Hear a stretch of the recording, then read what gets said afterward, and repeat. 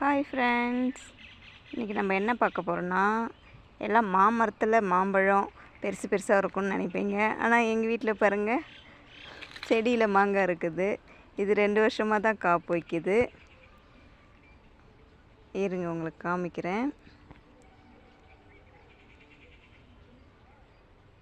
போன வருஷம் ஒரே ஒரு பிஞ்சு தான் வச்சுருந்துச்சு.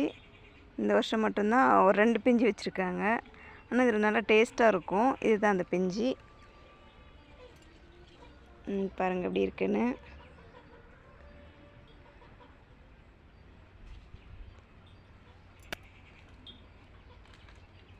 எல்லாம் மாங்கானோடனே தோப்பாக இருக்கும், மரமாக இருக்கும்னு நினைப்பீங்க. இவங்க செடியில் வந்திருக்குறாங்க. அதை நான் சொன்னேன் இல்லைங்களா, எங்கள் தண்ணிக்கு மண்ணுக்கும் செட் ஆகாது அப்படின்னு. இதை வச்சு 4 வருஷம் ஆகுது, இப்படியே தான் இருக்குது.